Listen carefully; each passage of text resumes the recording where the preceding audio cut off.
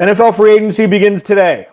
There's many different ways it can go. What does Steve Keim have up his sleeve? Bo and I will give our thoughts on who the Cardinals need to go get, who they need to re-sign, and we'll do a live-ish mock draft Monday in our final segment. Alex, Clancy, Bo Brack, Locked on Cardinals. Giddy up!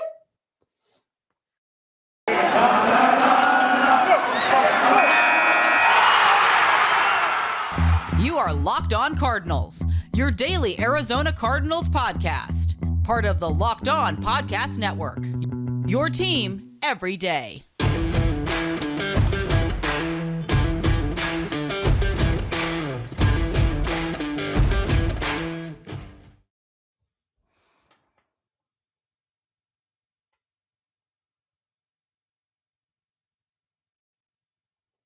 Each and every day. Today's episode is brought to you by BetOnline. BetOnline has you covered this season with more props, odds, and lines than ever before. BetOnline, where the game starts. So it's upon us, okay? We're posting this super early in the morning. Free agency technically hasn't started yet, and it's palpable with big names that are going to be moving, okay? Where do the Cardinals fit in? There's so many different ways they can go, which just like every offseason, Steve Keim has some tricks up his sleeve. He passes on some big names. He signs some lesser names like we saw all of last offseason with James Conner, et cetera, AJ Green to one-year deals. Are we going to see Steve Keim bring in a stud and sign him for more than 1 year? Are they going to bring in a bunch of little pieces and focus more on the draft for skill position players? There's so many different ways they can go. And what we're going to do today is, first segment, we are going to highlight the one player that we think, respectively, the Cardinals need to re-sign to the roster who are currently free agents unrestricted. Second segment, who the Cardinals need to go get that the player that's not a Cardinal right now that you want to see in the red and white come 2022. And we'll do a live-ish 3-round mock draft for Mock Draft Monday.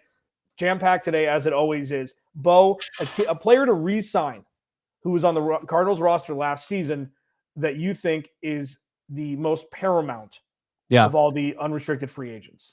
It's got to be Zach Ertz. I think that guy, as far as the red zone goes and what he was able to do as far as take the Arizona Cardinals into modern day NFL offenses by utilizing the tight end, that's Zach Ertz. And you saw that the teams made an emphasize keeping tight ends if they had them on the roster, tagging guys, Dalton Schultz, even David Njoku, who did not have a great season statistically and has had a tough time staying on the field for the Cleveland Browns, and they're paying Austin Hooper a lot of money, how they value the tight end position, and they should. I mean, just look at how the tight end position's been very, prevalent in the Super Bowls each and every season.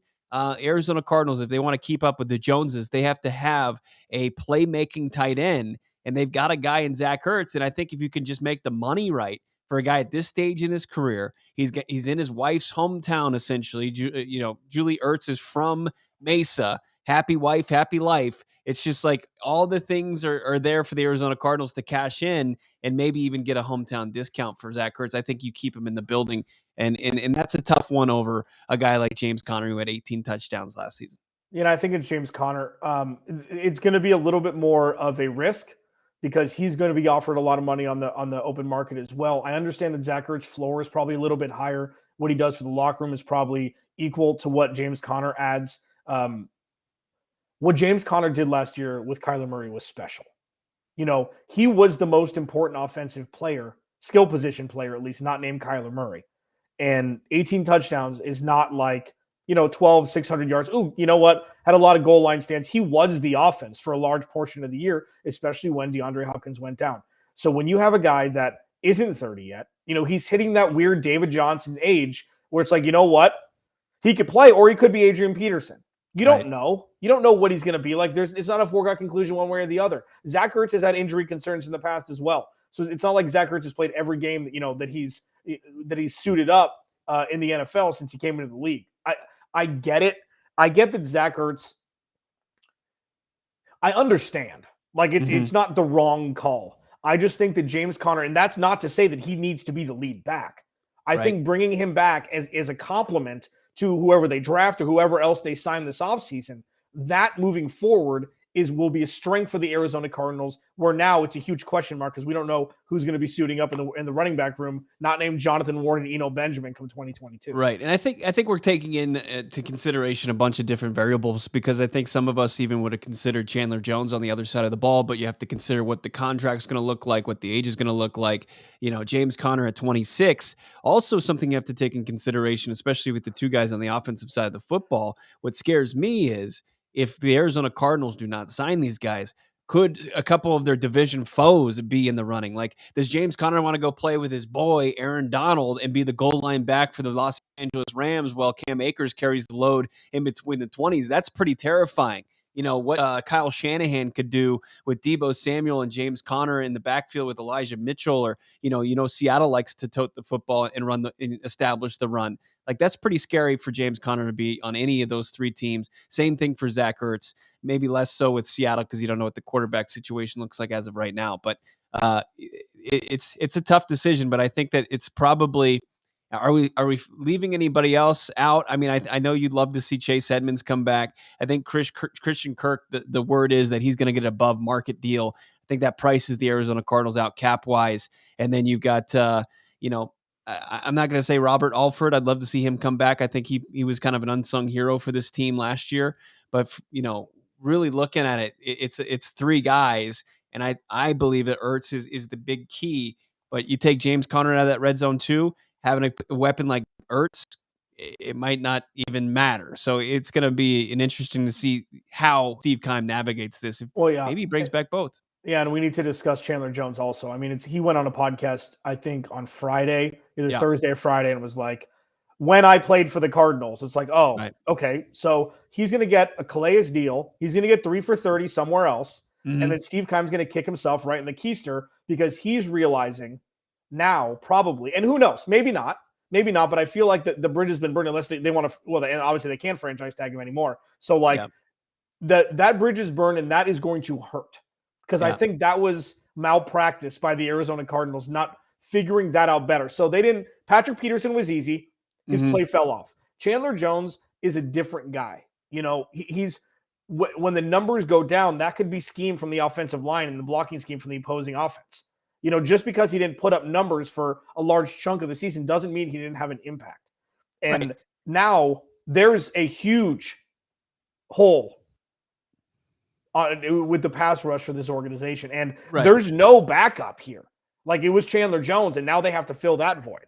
Yeah, it's Marcus Golden and Devon Kennard, and those are, Golden's been great in Golden, but he needs, look at what the NFL teams are doing now. What LA just put together as far as their pass rush is terrifying with Bosa and Khalil Mack. Arizona Cardinals, they can't rival that right now, especially if they let Chandler Jones walk. But it was also interesting to hear Chandler Jones kind of talk like he wasn't utilized correctly. It's like you had 19 and a half sacks. Like, you were a guy that was getting the ball on the turf from opposing quarterbacks all the time. Like, I don't know how they could have utilized you any better. Like, you were in the discussion for, the most sacks since coming to the desert. Like, I know you feel wrong that they didn't give you the big multi-year mega money guaranteed dollar extension, but, I think they utilized you pretty well the last couple seasons. Yeah. But, he was out for the year, obviously 2 years ago. Like, these are things that the Cardinals are not good at. They're not good at maneuvering around a situation like this, where I feel like a resolution could have been made instead of letting him play out last year. You could have extended him before last season started, so you wouldn't have to deal with this. And it's unfortunate because, unlike with Calais Campbell, people thought that Calais Campbell was done, and he led the Saxonville charge in Jacksonville, right? And then he's been serviceable is an understatement for what he's done in Baltimore. So Chandler Jones is going to go somewhere. He's going to have 10 sacks next year, and the Cardinals are going to be like, "Well, we tried." If history is any indication of the future, as it most always is, it's a pretty deep pass rush group though in free agency, and as far as what number salary-wise Chandler Jones is going to command, I think that the Arizona Cardinals can find a comp, maybe younger, that they can get in, just as much production. And that might be a slap to the face to Chandler Jones. But like, I think you just have to prepare for the future. The one thing that's interesting, though, you brought up as far as this is how the Cardinals kind of do business. It's like there's a couple different schools of thought. Like, one is you sign the guys to extensions and you take care of them. And they did do that earlier, during his tenure. But either do that, and they didn't.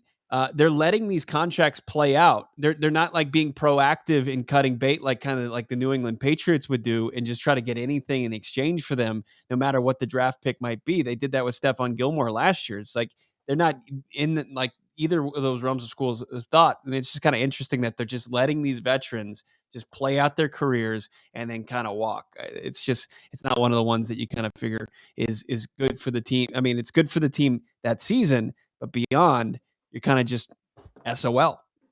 Alex, Clancy, Bo Brack, Locked On Cardinals, brought to you by SOL, Arizona Cardinals. Coming up next, there's the other side to this. Something Steve Keim is better at than a lot of things, I guess. Bringing in free agents from teams that were not named the Cardinals the previous season. What is the number one guy that you would like to see be wearing an Arizona Cardinals uniform next year? Bo's going to give his. I'll give mine next. Built Bar, that's something that, we don't really have to debate about. Built Bar is the best, okay? I know the New Year's resolution thing is kind of worn off. Mine's definitely worn off. For those that want to kind of stick to it, Built Bar is a perfect addition to your daily intake. Have you tried? I mean, the puffs are insane. The puffs are, what are they? Protein-infused marshmallows. They've got 14 or 15 grams of protein. They're not just a protein bar. They're like a treat, but they're also kind of good for you. And they're covered with 100% real chocolate. They're a fan favorite, cinnamon churro, coconut marshmallow, banana cream pie. So good. They're going to be your new favorite immediately. Again, all Built Bars are covered in 100% chocolate, 100% real chocolate, low calorie, high protein. Replace your candy bars with these. They're better. A typical candy bar can be anywhere from 200 to 300 calories. Built Bar, 130 calories, 4 grams of sugar, 4 net carbs, 17 grams of protein. And there's a million flavors: mint brownie, coconut almond, new white chocolate cookies and cream. Had it. It's ridiculous. Go to built.com. Use promo code LOCKED15. Get 15% off your order. Use promo code LOCKED15 for 15% off at built.com. Follow him at Bob Brack. Follow me at Clancy's Corner. Please subscribe to the YouTube channel. 2,100 subscribers and going strong. It's pretty awesome. The people that are continuing to follow us, we truly, truly appreciate it. Only bigger and better things. So we talked about a player that you'd like to see the Cardinals retain, who's now an unrestricted free agent. I'm going to let you go first. Mm-hmm. Who's the apple of your eye, or unrestricted free agent coming from a different squad that's going to be open for free agency come a couple hours from now? I think it's got to be Stefan Gilmore.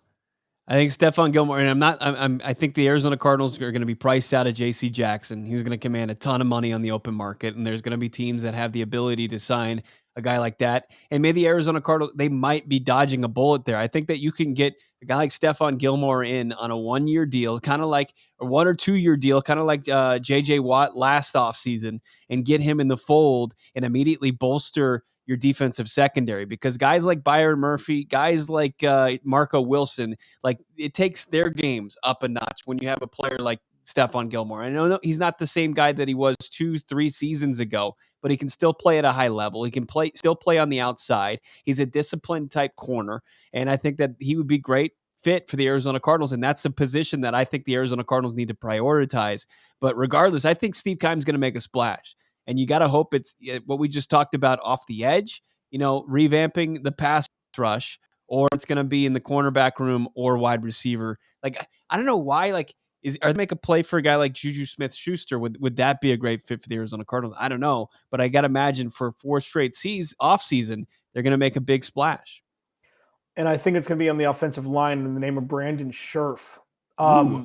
So the left side of the offensive line has been good, not great, because the guard play hasn't been great. Justin Pugh, consummate pro, took a pay cut to stay with the Cardinals. You know that he gave everything he had, and he's not as good as Brandon Scherff.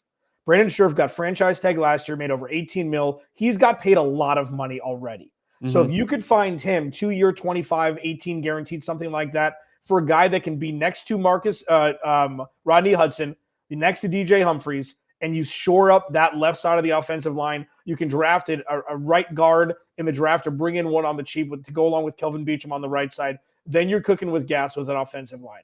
And I know that they need corner help. I know they need edge rusher help. But if you can't protect Kyler Murray, none of this works. And I think that if Brandon Scherff is up for the taking, that's a guy that you need to definitely look at. I mean, you look at San Francisco. They built their lines. Offensive, defensive. That team wasn't as good as their finish was this year, but they protected Jimmy Garoppolo. They ran the ball well, and they had a good offensive or defensive line and pass rush. That's it. Well, especially when the enemy number one, Aaron Donald, all his pressure comes from the interior of that defensive into the offensive line. And really what the air raid just kryptonite is pressure up the gut.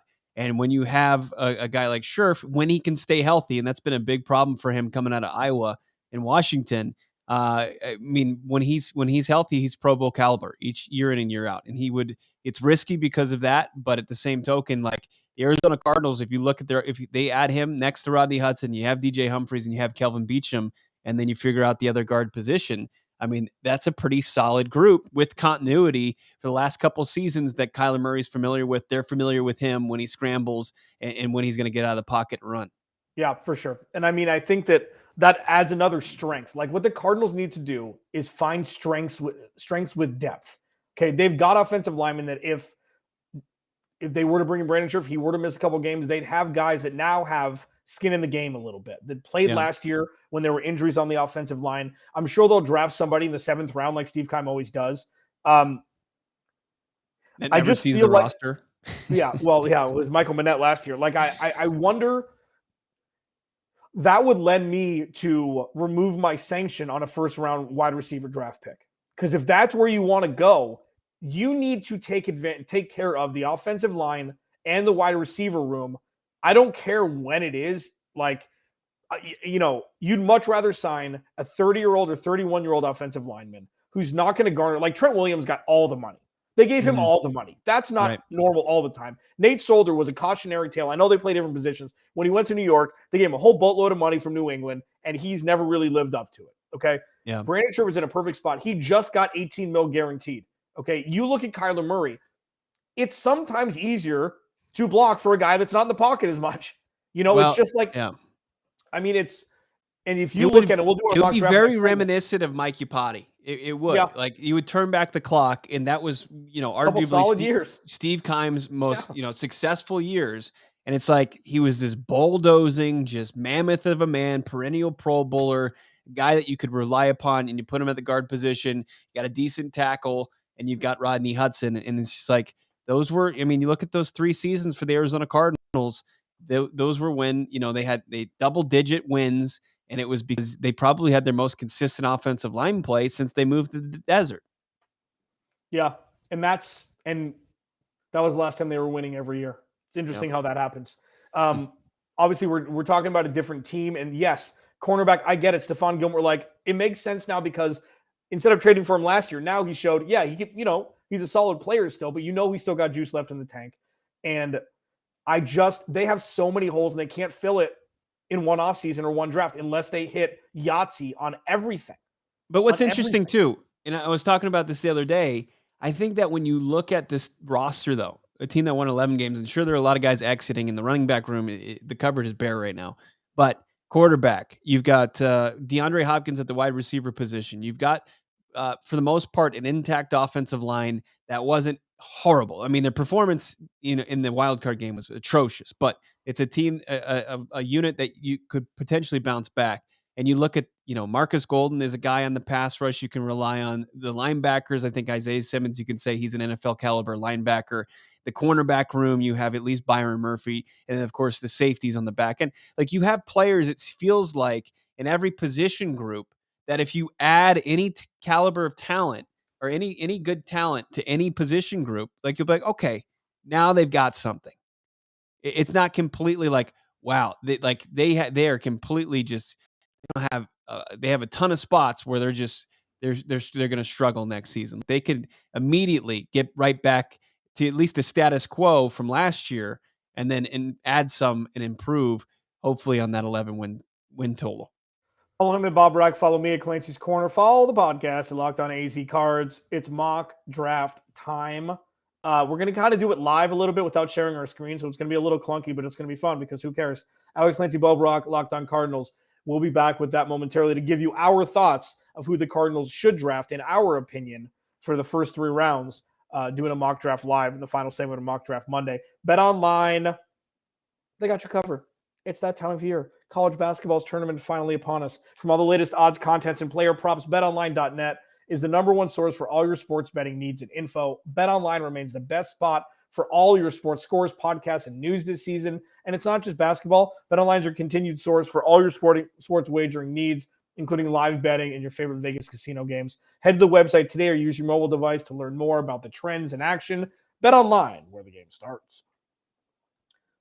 Mock Draft Monday. It's time. Follow the podcast at Locked On AZ Cards. Thank you to everybody who subscribes everywhere. We truly appreciate it.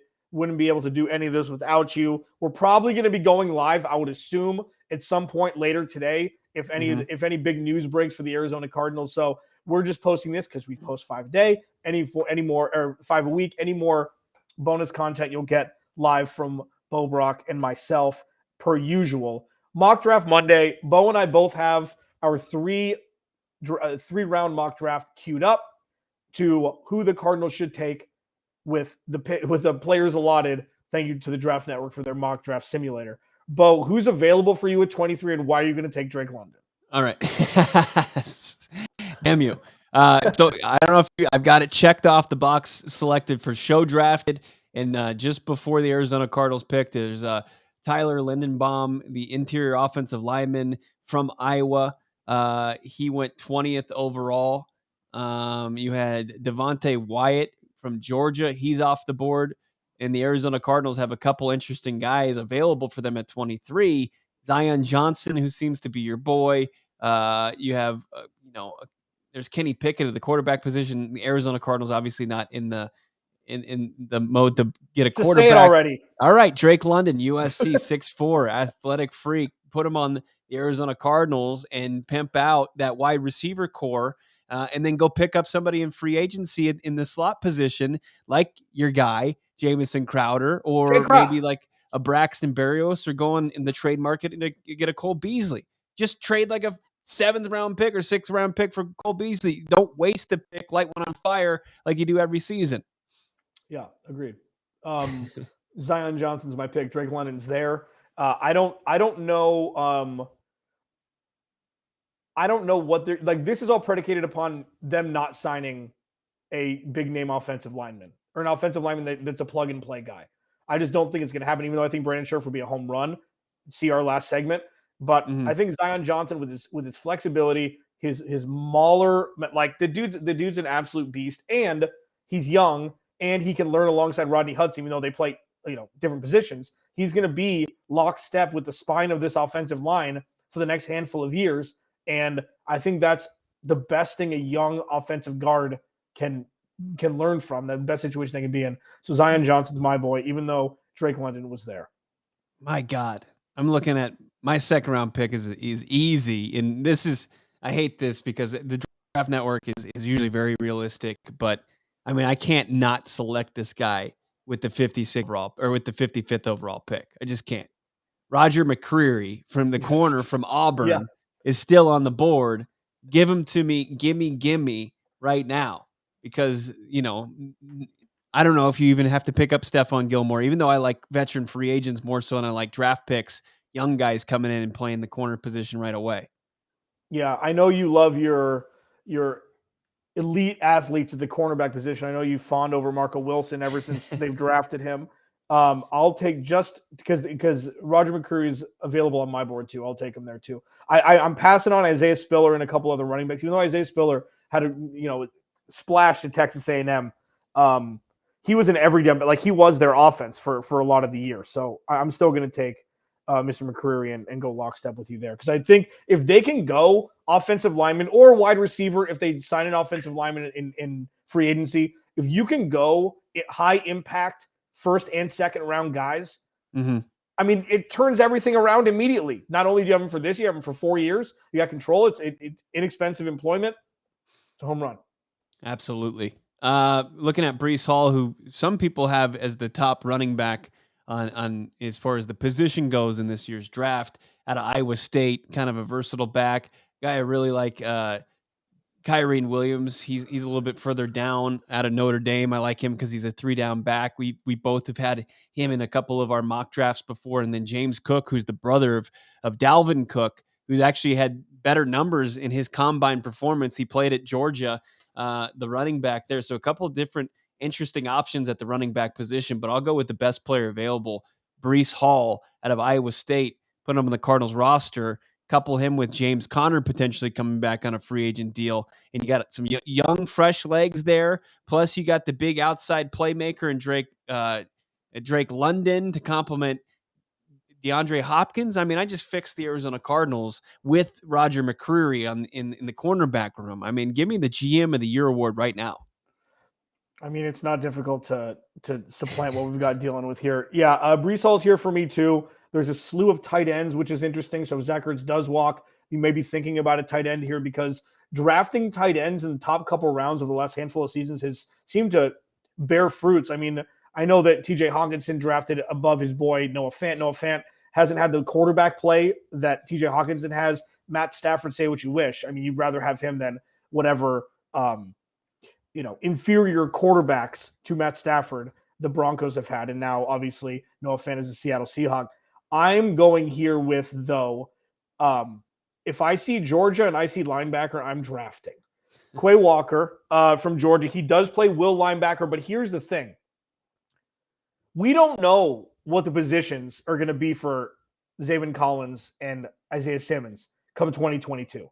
We don't know if they're going to play outside. We don't know if you're going to keep them inside. We don't know if they're going to bring in Bobby Wagner. We don't know what they're going to do. Okay. So if you'll know a little bit more as the draft comes up, in 6 weeks from now, or however long it is, a month from now. And I feel like linebacker help, especially in the third round, if you can get some value from the linebacker room, you've checked a box to where it's not a first round guy. Okay. But it's a guy that can provide depth or can potentially supplant either Isaiah Simmons or Zaven Collins with the position they play now, if he's just better.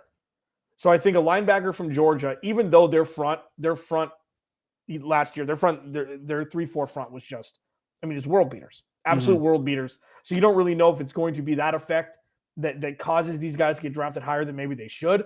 But I think that's my pick at whatever number overall that was. 87 for the Cardinals. Yeah. Yep. 87. So there you go. I think Drake London, it's a Drake London draft for Bo.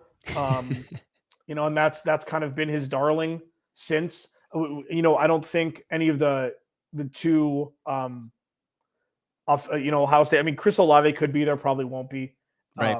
Garrett Wilson could be there, definitely won't be. And you have the two, like John Mechie's not a first round guy, right? At least right now. That could be like if that's a Steve Keim special in the second round. These receivers always go higher than like John Mechie will probably go at the end of the first round because what we've seen from Devontae Smith, even though he had tough quarterback help last year, Alabama wide receivers just ball out. Right, they ball out. Treylon Burks is a guy who had an awful combine that was high on a lot of people's boards, and his stock is falling out of Arkansas. But a big wide receiver, his measurables actually match up with some big-time receivers in the game right now. I believe A.J. Brown had a pretty similar combine as Treylon Burks. So if he's a guy that falls into the second round, that'd be intriguing for Steve Keim. But the good thing about all these guys that we're talking about, over 6 feet tall, even guys like Chris Olave, right at the 6 feet line. I think, just look at the top 10 receiving yards each and every year. Outside of Tyreek Hill, even a guy like Cooper Kupp, who's not the biggest receiver, still over 6 feet tall, athletic. You have to have a little bit of size in the NFL. Enough of these undersized guys.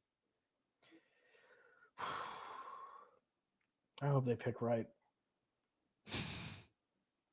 It's free agency though. That's got to come first. So we'll see what they do, and that will kind of give us a direction to go, further down the line here with our mock drafts.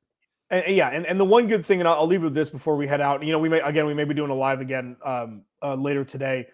The fact that DeAndre Hopkins already said that he restructured, that's a good thing. Yeah. And he did. I don't know if Steve Keim went up and asked him if he offered that information up front, but DeAndre Hopkins knows. Mm-hmm. He knows, and there's no agent here. I mean, he's his own agent. Right, exactly. So there are ways to maneuver around the salary cap. I've got a lot of people commenting like, "Well, with what money?" Right. People get scared off. Stop it. Yep. Stop it. Look, New Orleans was $50 million over the salary cap, $60 million before 2021. They got under before the season started. The Cardinals are at the salary cap. They're at They're at it. Look what the Packers are doing. I mean, they were so in salary cap prison, and then they restructure with Aaron Rodgers. They're still able to tag Devontae Adams, and then they're still going to plan on being aggressive in free agency. I mean, and they still need to figure things out. The Arizona Cardinals are they've got surplus right now of money. They've got $12.5 million cash as we record this, and I guarantee restructures are coming and work releases, and they'll have plenty of cash to spend. Alex, Clancy, Bo Brack, Locked On Cardinals. If we don't talk to you later today, we'll talk to you tomorrow.